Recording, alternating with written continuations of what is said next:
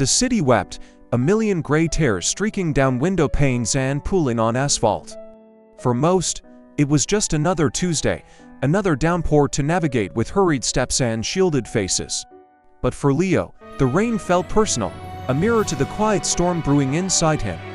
Each drop that spattered on his jacket seemed to echo the hollow beat of his own heart. He walked without an umbrella, a solitary figure adrift in a sea of hurried, hooded shapes.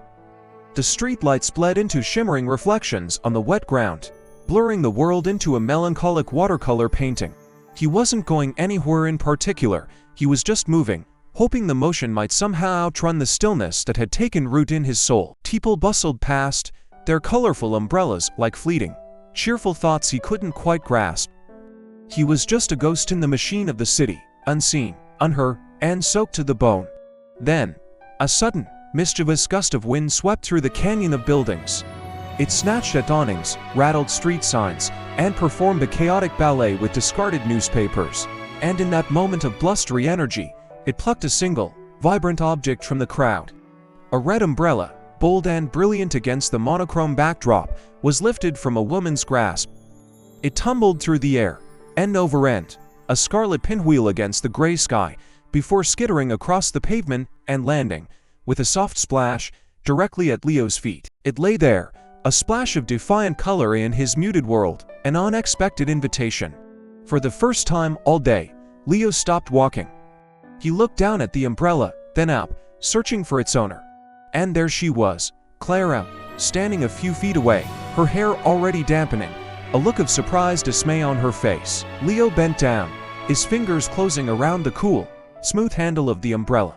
As he straightened up, he offered it to her, their eyes met. And in that one simple connection, something shifted. It wasn't a lightning strike, not a dramatic thunderclap, but a quiet, profound recognition, like two forgotten melodies suddenly finding harmony. A smile bloomed on Clara's face, genuine and warm, and Leo found himself returning it without a second thought. "Looks like you lost this," he said, his voice a little rusty from disuse. "And it looks like you found it just in time," she replied, her own voice like a gentle melody. The rain continued its steady rhythm, but it no longer felt hostile. Instead of parting ways, a silent, mutual agreement passed between them. Leo held the umbrella aloft, and Clara stepped under its shelter.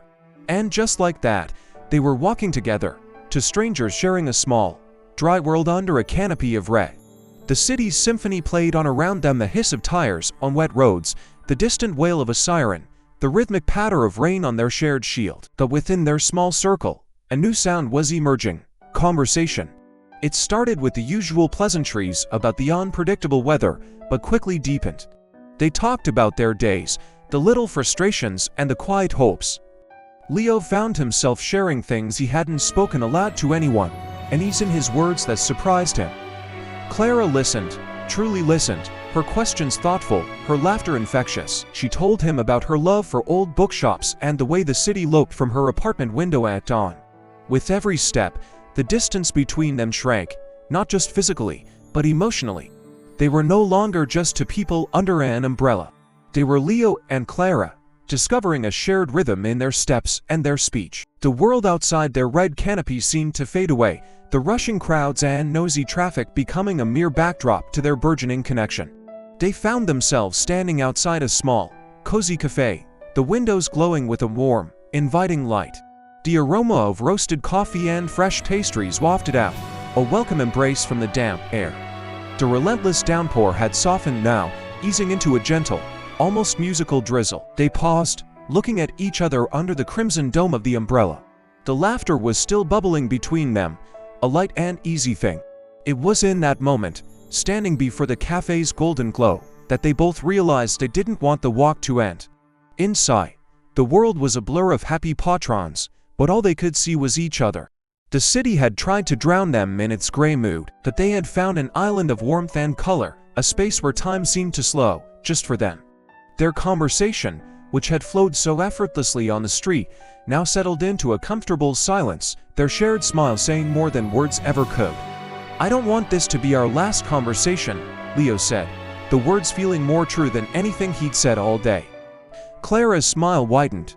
"Me neither," she replied softly. They stood there for another moment, the city holding its breath around them. Then, with a charming sort of fumbling, they exchanged phones. The crisp, digital tap of fingers on glass was a modern ritual for an age-old feeling. As Leo saved her number, he felt a spark of hope, a warmth that had nothing to do with the cafe and everything to do with the person standing next to him. And as if on cue, as if the world itself was applauding their decision, the last of the raindrops ceased. The clouds began to part, and a sliver of sunlight broke through, painting the sky with impossible colors. A magnificent rainbow arched over the buildings, a vibrant promise after the storm. It felt like a sign, a beautiful, breathtaking confirmation of the magic of the moment. The red umbrella was closed, its job done. The storm had passed, both outside and within Leo's heart. He looked at Clara, her face illuminated by the rainbow's soft glow, and knew, with a certainty that settled deep in his bones, that this was a beginning. He reached out, and his hand found hers. Her fingers laced with his, a perfect, natural fit. They didn't need the umbrella anymore. Leaving the cafe behind, they started walking again, not as two separate individuals navigating a rainy city, but as one, moving forward together under a clearing sky. The puddles on the sidewalk were no longer gray and murky. Now, they reflected the brilliant colors of the rainbow and the hopeful promise of a brand new day. And as they disappeared into the newly brightened city, hand in hand, it was clear that sometimes the most beautiful journeys begin with a simple storm. Thank you so much for watching. If you enjoyed this story, don't forget to like, subscribe, and share it with someone who might need a little bit of sunshine today. We'll see you in the next one.